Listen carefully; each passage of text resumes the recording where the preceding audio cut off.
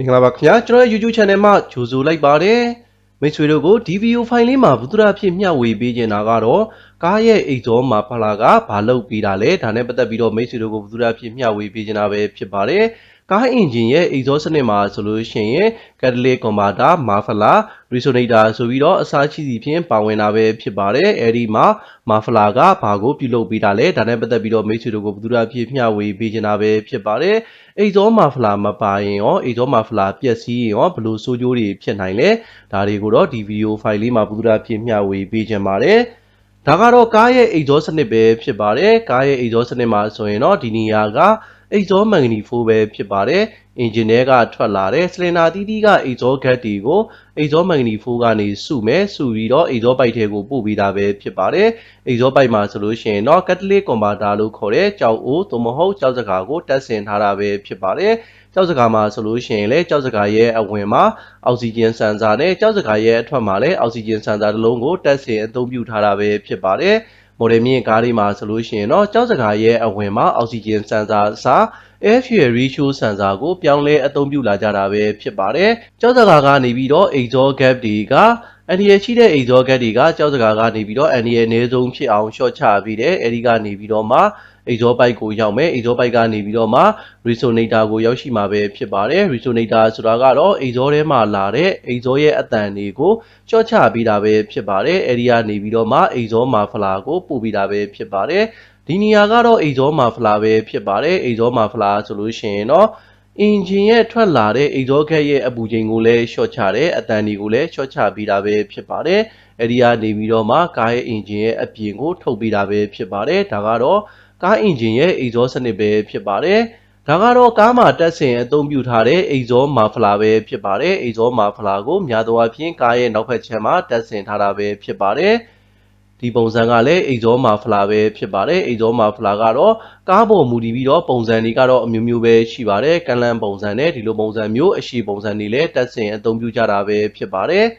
်ဒါကတော့ exhaust muffler ရဲ့အတွင်းထဲကဖွဲ့စည်းတည်ဆောက်ထားတဲ့ပုံစံပဲဖြစ်ပါတယ်မိတ်ဆွေတို့ကိုထပ်မရှင်းပြခဲ့သလိုပဲ exhaust muffler ဆိုတာကတော့ exhaust gas ရဲ့အပူချိန်ကိုလည်းရှော့ချပေးတယ်ဒါအပြင် exhaust ရဲ့အသံကိုလည်းတက်နိုင်သမျှရှော့ချပေးတာပဲဖြစ်ပါတယ်တကယ်လို့အင်ဂျင်ကနေပြီးတော့ exhaust ကဓာတ်ရိုက်ထွက်တယ်ဆိုလို့ရှိရင်တော့ exhaust အသံကလည်းအရန်ကျယ်တယ်ဒါအပြင် exhaust gas ရဲ့အပူချိန်ကလည်းအရန်ကိုမြင့်တာပဲဖြစ်ပါတယ်သဘာဝပတ်ဝန်းကျင်ကိုအန္တရာယ်ရှိစေနိုင်တာပဲဖြစ်ပါတယ်ဒါကြောင့်မို့exhaust စနစ်မှာဆိုရင်တော့ exhaust ကထွက်လာတဲ့အပူချိန်တွေအသံတွေကိုတက်နိုင်သမျှရှော့ချအောင်ဖွဲ့စည်းတည်ဆောက်ထားတာပဲဖြစ်ပါတယ် exhaust muffler ဆိုလို့ရှိရင်လည်း exhaust ကနေပြီးတော့ထွက်လာတဲ့ exhaust pipe ထဲက exhaust gas တွေကိုဒီနေရာကနေပြီးတော့စီးဆင်းတဲ့အကန့်လေးတွေခွဲထားတယ်ခွဲထားပြီးတော့ဒီနေရာမှာရှိနေတဲ့ exhaust gas တွေကိုဒီနေရာကနေပြီးတော့ဒီကနေပြီးတော့မှဒီဘက်အကန့်ကိုစီးဆင်းတယ်အဲဒီလိုပဲကြားမှာရှိနေတဲ့အကန့်တွေကိုလည်းစီးဆင်းတယ်စီးဆင်းပြီးတော့မှဒီနေရာကနေပြီးတော့မှ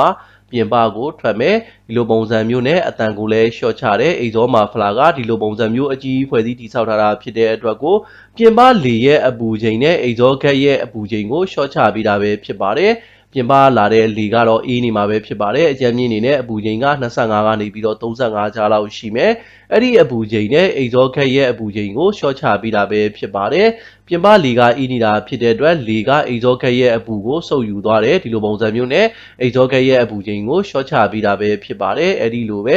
exhaust gas ရဲ့အတန်ကိုလည်းဒီလိုပုံစံမျိုး꿰ကောက်ပြီးတော့ exhaust gas တွေကိုစီးဆင်းစေခြင်းအပြင်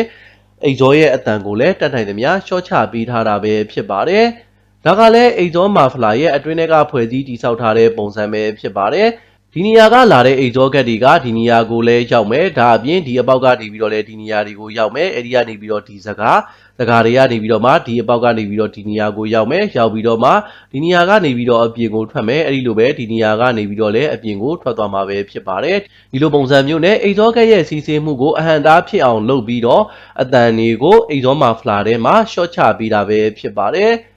ဒါကလည်း exhaust muffler ရဲ့အတွင်းထဲကဖွဲ့စည်းတည်ဆောက်ထားတဲ့ပုံစံပဲဖြစ်ပါတယ်။ exhaust muffler ရဲ့ဖွဲ့စည်းတည်ဆောက်ထားတဲ့ပုံစံကတော့ကားအင်ဂျင်အမျိုးအစားပေါ်မူတည်ပြီးတော့ model ပေါ်မူတည်ပြီးတော့ဖွဲ့စည်းတည်ဆောက်ပုံကတော့ကွဲပြားနိုင်တာပဲဖြစ်ပါတယ်။ဒါကတော့ exhaust muffler ကလှုပ်ဆောင်ပေးတဲ့သူ့ရဲ့ရည်ရွယ်ချက်ပဲဖြစ်ပါတယ်။ exhaust muffler ကိုတက်ဆင်အသုံးပြုထားခြင်းရည်ရွယ်ချက်ပဲဖြစ်ပါတယ်။ exhaust muffler ဆိုလို့ရှိရင်တော့ exhaust ရဲ့အတန်ကိုလည်းရှော့ချပေးတာပဲဖြစ်ပါတယ်။ဒါကလည်းအထက်မှာမိတ်ဆွေတို့ကိုရှင်းပြခဲ့လို့ မာဖလာထဲမှာဆိုရင်အိတ်ဇောရဲ့စီးဆင်းနေတဲ့လမ်းကြောင်းတွေကို꿰ဝိုက်ပြီးတော့စီးဆင်းစီတာဖြစ်တဲ့အတွက်အိတ်ဇောအတန်ကိုလည်းရှော့ချပြီးမှာပဲဖြစ်ပါတယ်အဲဒီလိုပဲအိတ်ဇောရဲ့အပူချိန်ကိုလည်းရှော့ချပြီးတာပဲဖြစ်ပါတယ်ဒီလိုပုံစံမျိုးအိတ်ဇောကအိတ်ဇောမာဖလာရဲ့အကြီးထဲမှာစီးဆင်းနေတာဖြစ်တဲ့အတွက်ပြင်ပရဲ့အပူချိန်နဲ့ပြင်ပကတိုက်တဲ့လေနဲ့အိတ်ဇောရဲ့အပူချိန်ကိုရှော့ချပြီးတာပဲဖြစ်ပါတယ်နံပါတ်3အနေနဲ့ကတော့အင်ဂျင်အတွက် back pressure ကိုလည်းပြုလုပ်ပေးတာပဲဖြစ်ပါတယ်တကယ်လို့မိတ်ဆွေတို့အနေနဲ့ကြောက်စကာခွဲထားတာပဲဖြစ်ဖြစ်အိတ်ဇောမာဖလာကိုဖြုတ်ထားတာပဲဖြစ်ဖြစ်အင်ဂျင်ကိုလီဗာနင်းတဲ့အခါမှာလီဗာနင်းရတာဟာကြီးဖြစ်နေမှာပဲဖြစ်ပါတယ်လီဗာနင်းတဲ့လောက်အင်ဂျင်ကပါမလာတဲ့ပုံစံမျိုးကြီးဖြစ်နေမှာပဲဖြစ်ပါတယ်ဒါကတော့ back pressure ကြောင့်ဖြစ်ပါတယ်တကယ်လို့ကြောက်စကာတက်ဆင်ထားတဲ့အိတ်ဇောမာဖလာတွေတက်ဆင်ထားတဲ့ဆိုရင်အင်ဂျင်ကထွက်လာတဲ့အိတ်ဇောကဲရဲ့ pressure ကတောက်ထားတယ်အဲ့လိုပုံစံမျိုးတောက်ထားတာဖြစ်တဲ့အတွက်အင်ဂျင်ရဲ့မီးလောင်ခန်းကိုအဲ့ဒီ pressure ကနေပြီးတော့အထောက်အကူပြုစေမှာပဲဖြစ်ပါတယ်အထောက်အကူပြုတဲ့အတွက်ကိုအင်ဂျင်ကလည်းကောင်းကောင်းမွန်မွန်လောင်ကျွမ်းပေါက်ကွဲမှာပဲဖြစ်ပါတယ်အဲ့ဒီလိုမဟုတ်ဘဲနဲ့မိတ်ဆွေတို့အနေနဲ့ကြောက်စကာကိုခွဲထားတာဒါမှမဟုတ်ရင်အိတ်ဇောမာဖလာကိုဖြုတ်ထားတယ်ဆိုလို့ရှိရင်တော့အိတ်ဇောတန်ကလည်းအရန်ကိုကျဲတယ်ဒါအပြင်အင်ဂျင်ပါဝါကိုလည်းဆုံးရှုံးစီမှာပဲဖြစ်ပါတယ်တကယ်လို့မိတ်ဆွေတို့အနေနဲ့အိတ်ဇောမာဖလာပျက်စီးတယ်ဆိုလို့ရှိရင်တော့ဒီလိုပုံစံမျိုးတွေ့ရမှာပဲဖြစ်ပါတယ်ဒါကတော့အိတ်ဇောမာဖလာရဲ့အဝင်ပိုက်ကဒီလိုပုံစံမျိုးပေါက်ထွက်နေတာပဲဖြစ်ပါတယ်ဒါအပြင်ဒီလိုပုံစံမျိုးအိတ်ဇောမာဖလာကပေါက်နေတာလည်းကြုံတွေ့နိုင်တာပဲဖြစ်ပါတယ်အိတ်ဇောမာဖလာကလည်းအချိန်ကာလကြာသွားတဲ့အခါမှာတက်တန်းတစ်ခုကြောင့်လည်း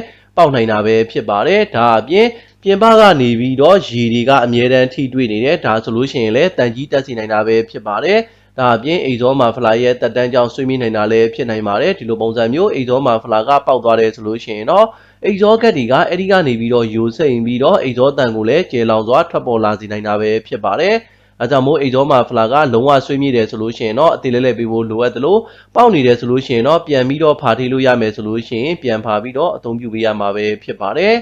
ဒါကလည်းအိတ်ဇောမာဖလာပြက်စီးနေတာပဲဖြစ်ပါတယ်အိတ်ဇောမာဖလာရဲ့ပိုက်ကဒီလိုပုံစံမျိုးပြတ်ထွက်နေတယ်ဆိုလို့ရှိရင်တော့အိတ်ဇောအတန်ကအရန်ကိုကျဲလောင်စွာထွက်ပေါ်နေမှာပဲဖြစ်ပါတယ်ဒါဆိုလို့ရှိရင်လည်းမိတ်ဆွေတို့အနေနဲ့ပြန်ပြီးတော့ဝရင်တို့ပြီးတော့ပြန်ပြီးပြုပြင်ပေးဖို့လိုအပ်တာပဲဖြစ်ပါတယ်တကယ်လို့မိတ်ဆွေတို့အနေနဲ့အိတ်ဇောမာဖလာကိုမပြုပြင်ဘဲနဲ့ဒီတိုင်းအသုံးပြုတယ်ဆိုလို့ရှိရင်အိတ်ဇောရဲ့အတန်ကလည်းအရန်ကိုစူညံနေမယ်ဒါအပြင်အိတ်ဇောကက်တွေကလည်းအဲ့ဒီအပေါက်ကနေပြီးတော့ယိုစိမ့်နေမှာပဲဖြစ်ပါတယ်နောက်တစ်ချက်အနေနဲ့ကတော့ back pressure မရှိတဲ့အတွက်ကို engine power ကိုလည်းဆုံးရှုံးနိုင်တာပဲဖြစ်ပါတယ်ဒါကြောင့်မို့မိတ်ဆွေတို့အနေနဲ့အိတ်ဇောမာဖလာပျက်စီးနေတယ်ဆိုလို့ရှိရင်မဖြစ်မနေပြုပြင်ပေးဖို့လိုအပ်တာပဲဖြစ်ပါတယ်မိတ်ဆွေတို့ကိုဒီဗီဒီယိုဖိုင်လေးမှာဘုသူရဖြစ်မျှဝေပေးခဲ့တာကတော့ကားရဲ့ engine ရဲ့ exhaust system မှာအသုံးပြုတဲ့ exhaust muffler ရဲ့ပြည့်ချက်တွေနဲ့ပတ်သက်ပြီးတော့မိတ်ဆွေတို့ကိုဘုသူရဖြစ်မျှဝေပေးခဲ့တာပဲဖြစ်ပါတယ်ကျွန်တော်ရဲ့ဗီဒီယိုဖိုင်လေးကိုအဆုံးထိကြည့်ရှုပေးတဲ့အတွက်ကျေးဇူးအများကြီးတင်ပါတယ်ခင်ဗျာ